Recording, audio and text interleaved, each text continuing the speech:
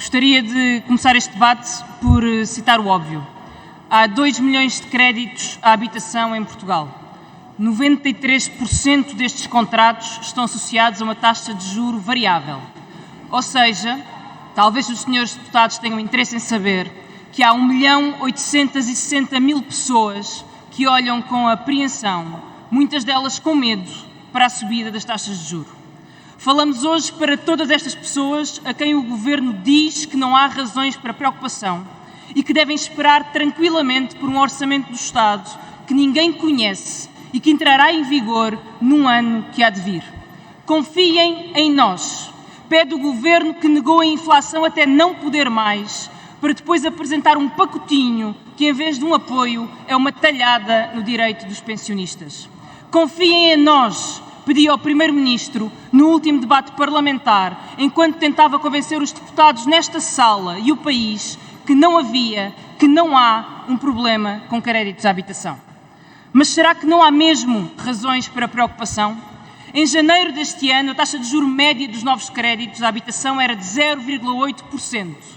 8 meses depois, tinha superado os 2% e o Banco Central Europeu promete mais aumentos. Se na zona euro o grande problema é o acesso a novos créditos, em Portugal a situação é muito mais complexa. E quem o diz é o Banco de Portugal, e cito: ao contrário do que se verifica na área euro, em Portugal a grande maioria dos empréstimos à habitação tem taxa de juro indexada à Euribor a 6 meses ou a 12 meses. Como tal, as variações da Euribor transmitem-se mais rapidamente ao estoque de empréstimos à habitação em Portugal do que na média da área euro. Fim de citação. Na prática, estamos a falar de variações na prestação mensal que já este mês de outubro podem superar os 125 euros que o Governo atribuiu de uma só vez no tal pacotinho para combater a inflação.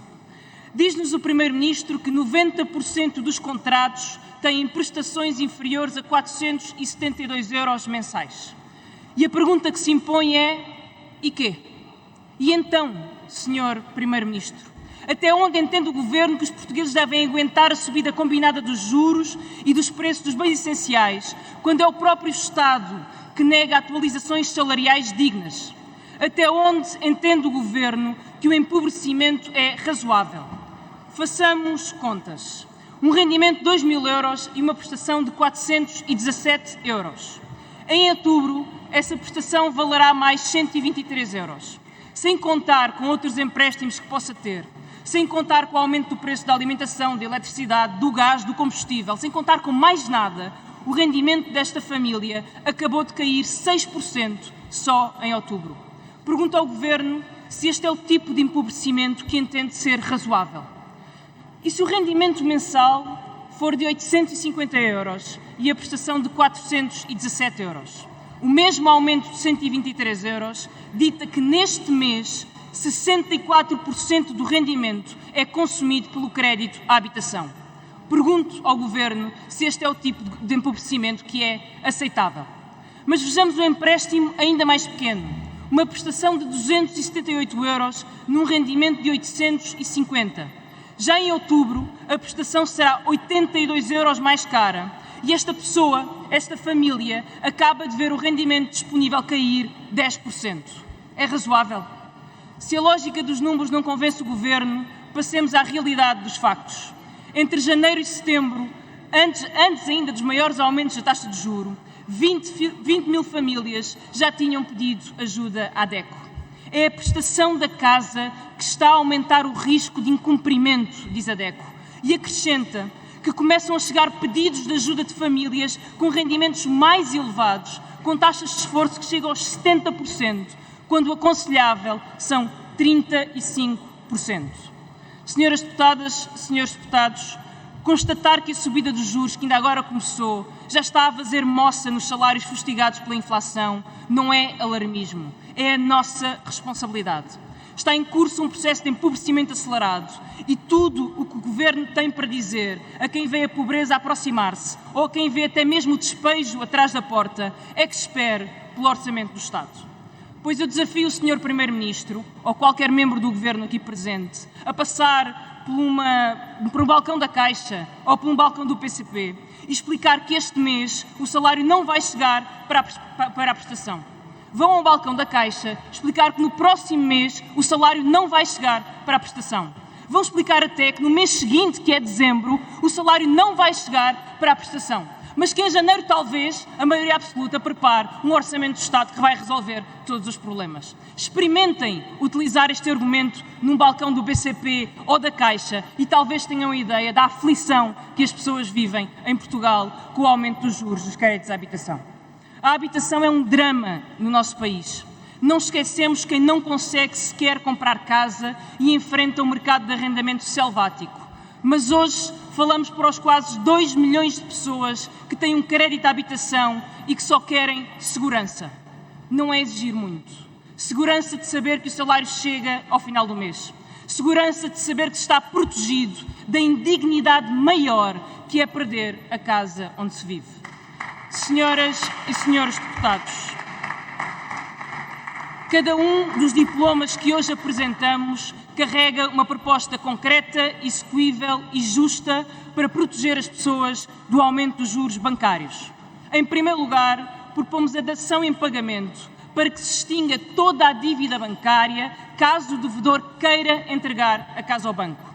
Em segundo lugar, propomos a consagração da impenhorabilidade da casa de habitação própria e permanente em caso de incumprimento de quaisquer outros créditos que não a hipoteca. Em terceiro lugar, propomos um regime de moratórias, semelhante ao que vigorou durante a pandemia, que suspenda as prestações bancárias total ou parcialmente em caso de quebra de rendimento da família. Em quarto lugar, propomos a criação de um novo regime já experimentado noutros países, a que chamamos Arrendar para Habitar. Através deste programa, os devedores em situação limite podem pedir a um fundo público que compre a sua hipoteca. As pessoas garantem o seu direito a viver na sua casa, que passa a ser arrendada a esse fundo a preços compatíveis com os seus rendimentos. A opção de recompra do imóvel mantém-se num prazo de 10 anos. Este fundo público deve ser financiado através de uma contribuição sobre os lucros excessivos da banca, que aumentaram 780% desde o primeiro semestre de 2020. Eu repito, senhores deputados, os lucros da banca aumentaram 780% desde o primeiro semestre de 2020. Finalmente, propomos uma medida transversal destinada a evitar um abrupto aumento da taxa de esforço de quem tem um crédito à habitação. O mecanismo é muito simples e adapta-se a diferentes situações. O aumento da taxa de juro não pode fazer variar a taxa de esforço em mais de 2 pontos percentuais, sendo que a taxa de esforço não pode nunca ultrapassar os 50% recomendados pelo Banco de Portugal. Pensemos no exemplo de há pouco. Uma prestação de 278 euros num rendimento de 850. Se nada for feito, este mês a prestação já é 82 euros mais cara. A taxa de esforço acabou de aumentar de 33% para 42%. 42% do rendimento desta família está a ser direcionado para pagar um crédito à habitação. Com a limitação que agora propomos, a prestação não pode ir além dos 35%, mais 2 pontos percentuais do que era antes. Logo, o aumento fica limitado a 16 euros.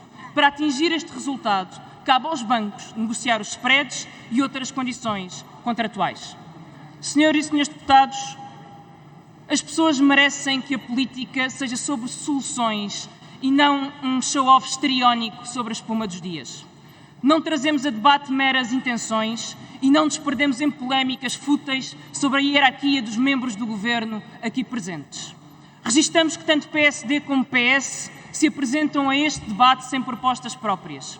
Resta-nos então perguntar aos deputados do PS o que preferem. Preferem apoiar medidas que protejam o direito à habitação ou preferem continuar a servir uma maioria absoluta de bloqueio que, como Narciso, acha feio tudo o que não é espelho?